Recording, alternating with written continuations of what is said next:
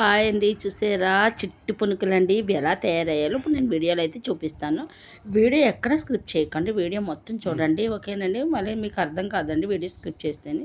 ముందు అయితేనండి ఇది 2 hours అవుతుందండి. బియ్యం నానబెట్టుకున్నానండి. మధ్యాహ్నం భోజనం చేసినప్పుడే సాయంత్రం స్నాక్స్ ఏం వండాలి, పిల్లలు హాలిడేస్ కదండి, ఇంటి దగ్గర ఉంటారు కదా, చాలా ఈజీగా అయిపోతాయండి. ఇంట్లో నాకు 3 బంగాళదుంపలు అయితే ఉన్నాయండి.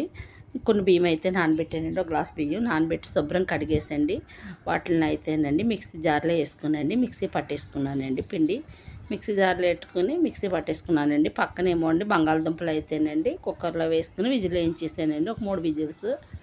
చాలా ఈజీగా అయిపోతాయండి. చాలా కష్టం ఏం కాదండి. మనకి బంగాళదుంప బియ్యం నానబెట్టుంటే, ఒకవేళ నానబెట్టకపోతే ఒక అరగంట వేడి నీటిలో నానబెడితే తొందరగా నానిపోతాయండి. మీకు ఒక అరగంటలో చేయాలనుకుంటే. చూసారండి, నేను మిక్సీ పట్టిన కంటెస్టెంట్ అంతా అదిగోండి. ఆ పిండిని మెత్తగా పెట్టుకోవాలండి. పట్టుకున్నాకనండి మనకు ఆలు ఉన్నాయి కదండి, శుభ్రం వలిచేసేయండి.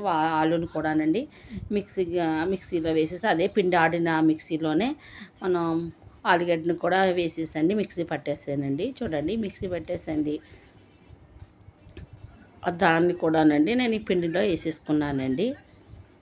కొంచెం వీడియో అటు ఇటుగా ఉంటుంది కానండి, నేను ఒకే చేతితో చేసుకోవడం ఒక చేతితో చేయడం కదండి, అందుకే కొంచెం వీడియో క్లారిటీగా అనిపించట్లేదండి, ఏమనుకోకండి. నేనైతే క్లియర్గా చెప్తున్నాను కదండి. చూడండి, ఆడిన పిండిలో నా వేసుకున్నానండి. పచ్చిమిర్చి, కరివేపాకు, కొత్తిమీర అన్నీ చిన్న చిన్నగా వేసుకోవచ్చండి. నా దగ్గర పచ్చిమిర్చి లేక పచ్చిమిర్చి 2 ఎండిపోయినవి ఉంటే అవే వేసానండి.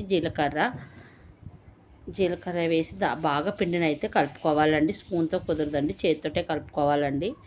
తర్వాత దానికి తగ్గట్టుగా సాల్ట్ వేసుకోవాలండి. సాల్ట్ వేసుకున్నాక కొన్నేమో ఆనియన్స్ కూడా వేసుకున్నానండి. ఇవన్నీ వేసుకుంటే చాలా టేస్టీగా, ఇంకా వాము వేసుకోవచ్చండి, అల్లం ముక్కలు వేసుకోవచ్చండి, ఎవరికి ఏం ఉంటే అవన్నీ వేసుకునండి. ఇటువంటి చూడండి, మనం చిట్టు పునుకులు వేసుకున్న కంటెస్టెంట్గా పిండి అయితే తడుపుకోవాలండి. పిండిని తడుపుకునండి ఒక 10 నిమిషాలు అయితే నాననివ్వాలండి. చూడండి, ఇంకా అలా వేయాలండి. అలా ఉండాలి పిండి అయితేనే కంటెస్టెంట్. ఓకేనండి, లాగానండి పిండి 10 నిమిషాలు నానేకనండి. మళ్ళీ మనం అయితే ఆయిల్ పెట్టేసుకునండి. నేను చిట్టి పొనుకులు అయితే వేస్తున్నానండి.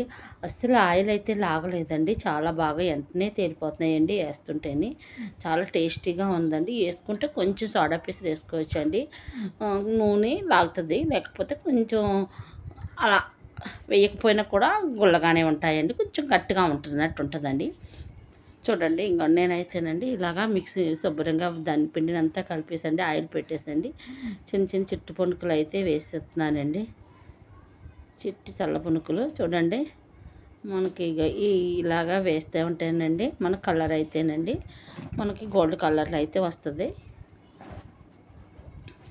చూసారండి, అవే పైకి వచ్చేస్తాయండి. ఇంక ఇలాగైతేనండి నూనె ఆగితే మరగడం, అదే పొంగులు ఆగేదాకానండి వేయించుకునండి. ఇవి అయితేనండి తీసేసుకోవడమేనండి. చాలా ఈజీగా కదండి, ఎంత 5 నిమిషాల్లోనండి.